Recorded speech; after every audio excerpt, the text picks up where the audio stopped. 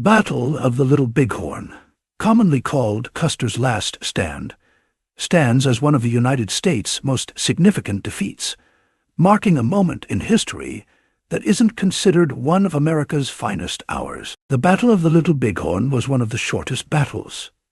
Within an hour, hundreds of U.S. soldiers were murdered near the Little Bighorn River, modern-day Montana. The battle had its roots in a territorial dispute over the Western Territory, with the Sioux, Cheyenne, and other tribes of Native Americans on one side, and the U.S. military forces on the other. On the 25th of June, 1876, a force of over 200 U.S. soldiers, under the command of Colonel George Armstrong Custer, advanced toward the Little Bighorn River to confront the Native Americans. Despite Custer's expectations, he was unprepared for the extent of the loss he was about to face.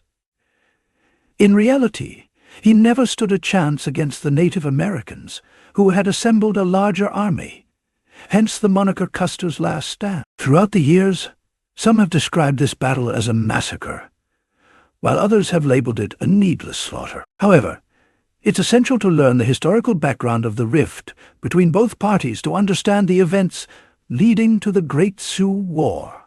This story goes beyond the slaughter of Custer and his men. It covers the events that led up to the Battle of Little Bighorn and its aftermath.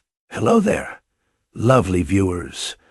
Welcome back to Native Journals. Brace yourself as you embark on an educational and engaging journey back to the heart of the 19th century during the Great Sioux Wars. In this intriguing episode of Native Journals, we're stepping into history to unravel the epic tale of the Battle of Little Bighorn, famously known as Custer's Last Stand. We'll introduce you to the heroes and leaders of this battle, explore the events that led up to it, and take a closer look at the figure, Colonel George Custer. If you're as eager as we are to dive into this captivating story, don't hesitate to hit that subscribe button. Show us some love with a thumbs up, and let's embark on this thrilling adventure together. Without further ado, let's head into the business of the day. To this day, the Battle of the Little Bighorn is an enduring symbol of resistance against the United States government in American history. This historic battle led to the death of Colonel Custer and over 200 U.S. soldiers. It's essential to understand that the Native American tribes didn't engage in needless slaughter. The battle's roots can be traced back to a broken treaty. The Sioux and Cheyenne tribes of Native America inhabited the Great Plains, which served as their last refuge in the U.S.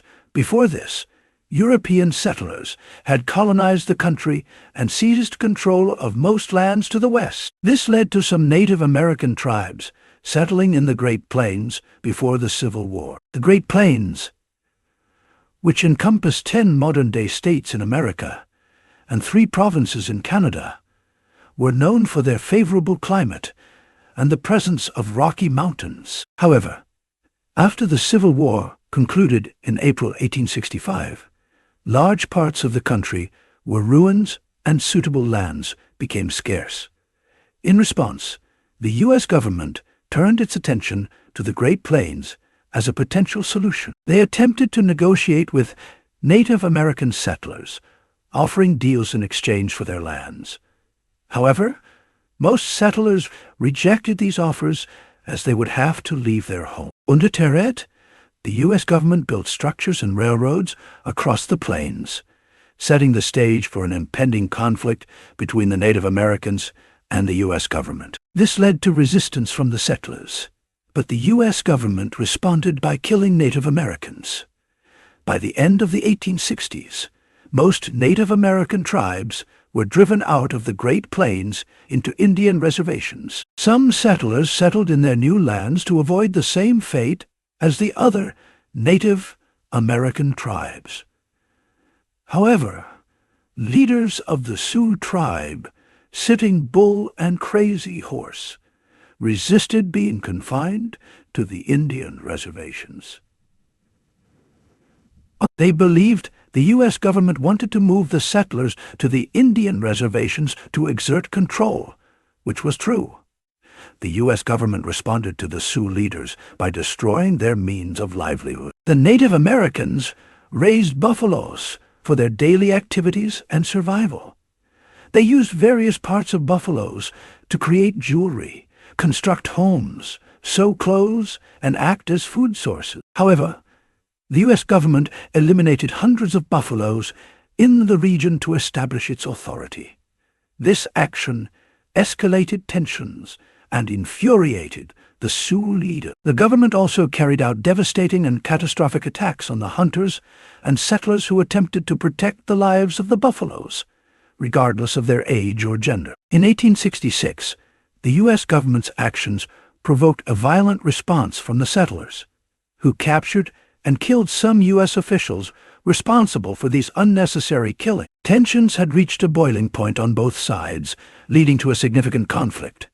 It was during this period, by the end of 1866, that Colonel Custer arrived on the scene. Born on the 5th of December 1839, in New Rumley, Ohio, George Armstrong Custer was a U.S. Army soldier.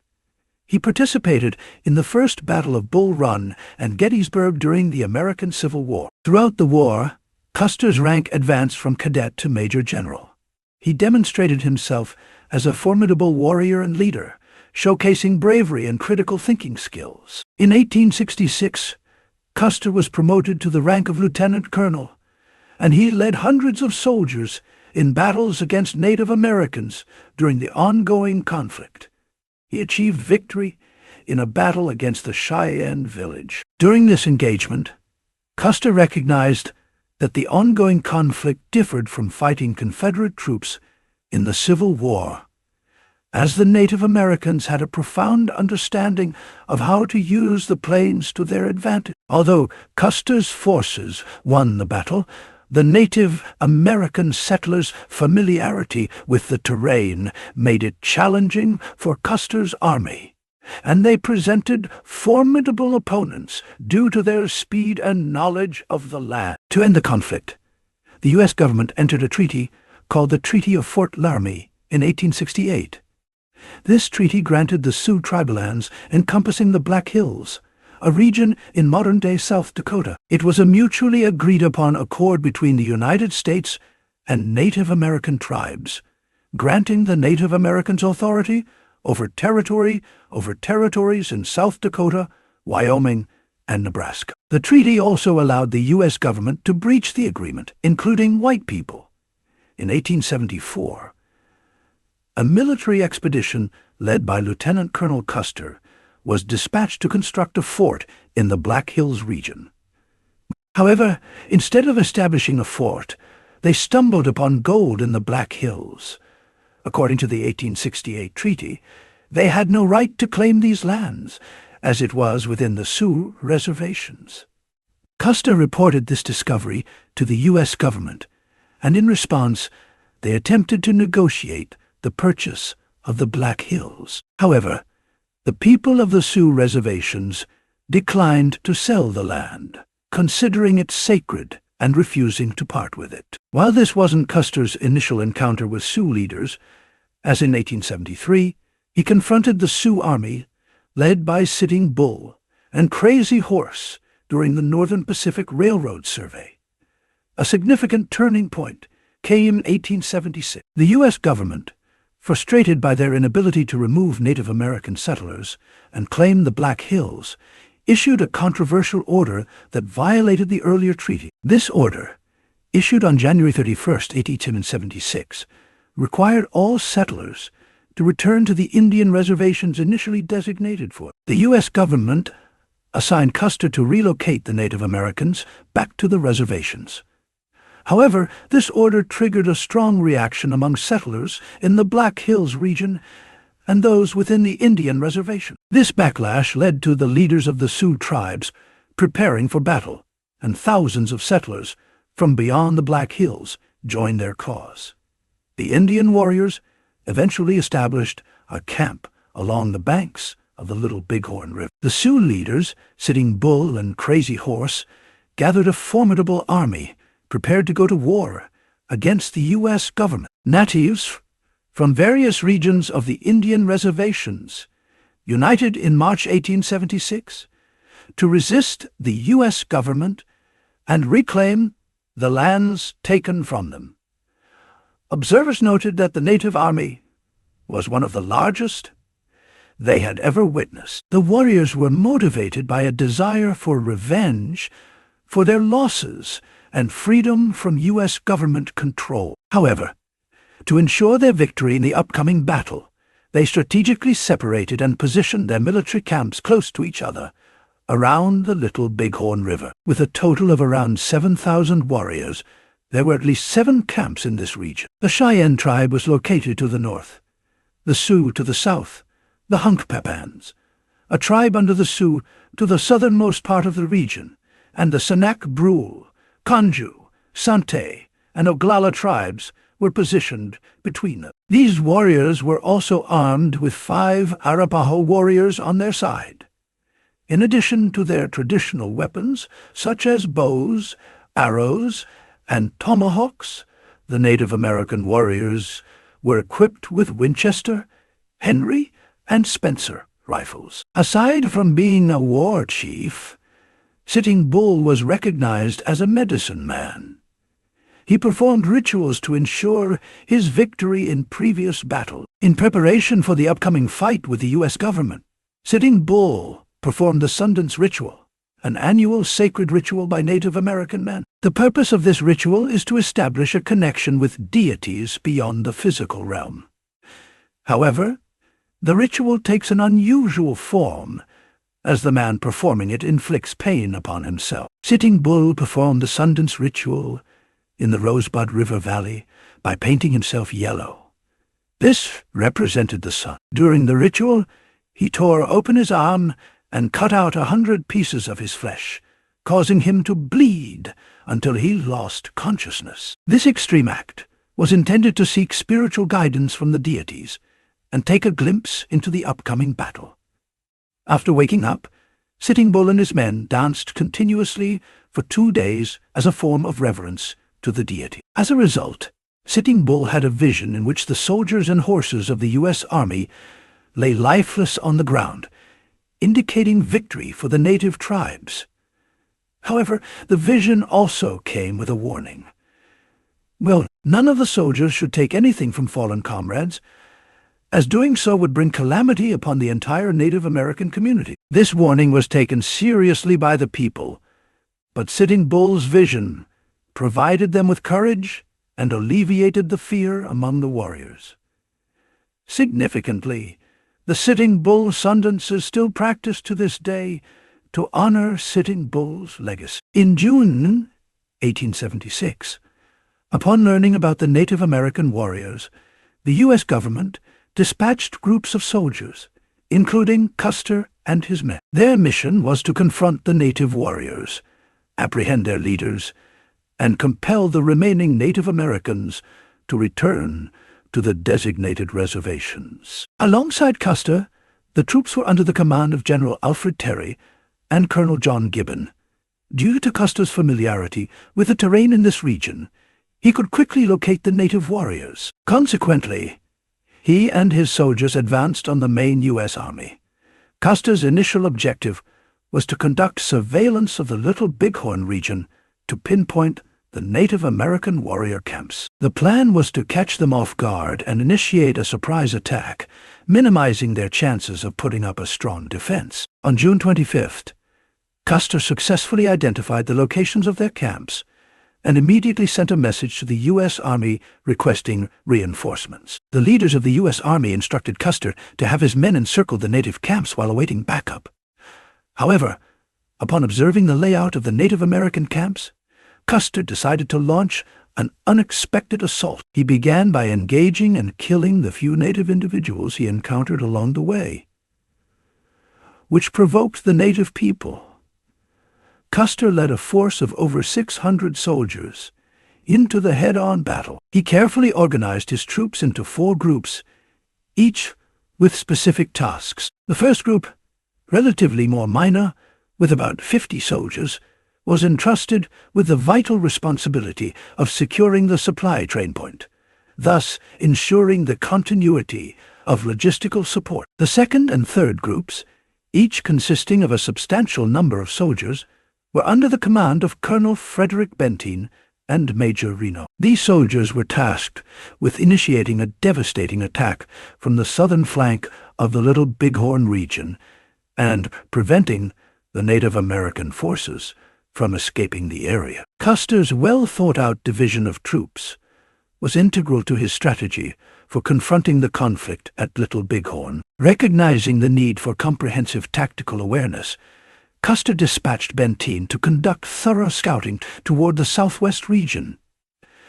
This was done to ascertain the absence of any additional native forces that might threaten their rear. Simultaneously, he ordered Reno to advance towards the west and launch an assault on the southern flank of the native camp. This strategic division of forces was part of Custer's plan to encircle and subdue the Native American encampment effectively. Custer assumed command of the final group, consisting of approximately 210 men, and devised a strategic plan to launch an assault from the northern front. While Custer prepared for his approach from the north, Reno's soldiers initiated the attack from the south. The Native American forces, initially caught off guard, swiftly rallied, retrieved their weapons, and mounted a counterattack. Reno's soldiers comprised of only 100 men, and they engaged in an intense battle with the natives.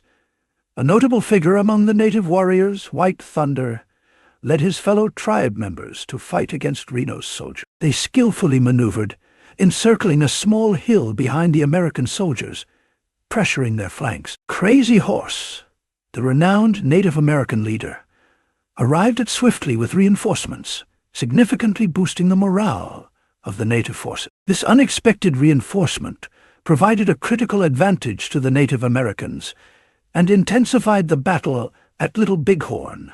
Reno's soldiers, confronted on both flanks, retreated swiftly when they recognized the overwhelming odds against them. Natives pursued them relentlessly as they retreated uphill, and when they regrouped at the crest of the hill, now known as Reno Hill, they counted a grim tally of at least 30 fallen comrades. Meanwhile, Custer, riding northward at a gallop, came upon the Cheyenne camp, where he observed a predominantly female and child presence. In response, he split his forces, dispatching 2 companies to the west to relieve the mounting pressure on Reno's beleaguered troops. This strategic maneuver aimed to redirect the course of the battle and create a diversion. The other soldiers met up with Custer, and they all pressed northward. They kept looking for a path leading to the river to enable them to leave the place. As the sound of gunfire reached them, Benteen's men moved swiftly to rescue Major Reno and his soldiers, and their forces became one. Simultaneously, Crazy Horse led a group of warriors to the midpoint of the main camp. This strategic move was made to protect the camp from an impending attack coming from the north. Apprehensive about a potential second assault from the northern direction, they had observed soldiers moving in that direction on the other side of the river. Meanwhile, a small force of formidable Native American soldiers marched eastward under the leadership of White Thunder. As they advanced towards the east, more soldiers joined them. From their concealed positions in the tall grass, they opened fire on the American soldiers. A significant number of native soldiers emerged from the southern bank of the river, launching a fierce attack on both Reno and Benteen's force. Faced with overwhelming odds, the soldiers fell back to higher ground. At this point, Custer's entire army was surrounded by the Native Americans. Unable to flee the scene, Custer and his forces took defensive positions and prepared for battle. Crazy Horse attacked Custer's men, breaking through their first and second lines of defense. Custer and his troops retreated to higher ground on the battlefield, where he ordered some soldiers to engage the Native American warriors approaching from a different direction. Native American leader Crazy Horse successfully encircled Custer's soldiers, attacking them from one side, causing chaos and heavy casualties. The soldiers under Custer's command suffered severe losses as they were overwhelmed by the Native American warriors. The situation became dire as the death toll rose drastically, and the odds of Custer's victory became impossible. However, Custer was shot twice, leading to his instant death. Soldiers from Reno's army that escaped earlier during the attack, before the Native American warriors overwhelmed Custer's troops, witnessed the deaths of their comrades from a distance. After their comrades' deaths, the survivors observed the Native American warriors repeatedly shooting the lifeless bodies and taking items from them. This action contradicted Sitting Bull's warning, which stated that the Native American warriors should not take anything belonging to the fallen soldiers. The Native American warriors noticed the surviving soldiers of Reno's army and advanced to attack them. Just then, the long-awaited reinforcements for General Terry arrived and overwhelmed the Native American forces. The natives fled the battlefield and retreated to their initial reservations, marking the end of the Battle of the Little Bighorn, also known as Custer's last stand. The death toll on both sides was nearly 300 dead U.S. soldiers and over 150 deceased Native Americans. Thank you for tuning in. If you've enjoyed the content, we'd greatly appreciate it if you could share the video and show your support by liking and subscribing.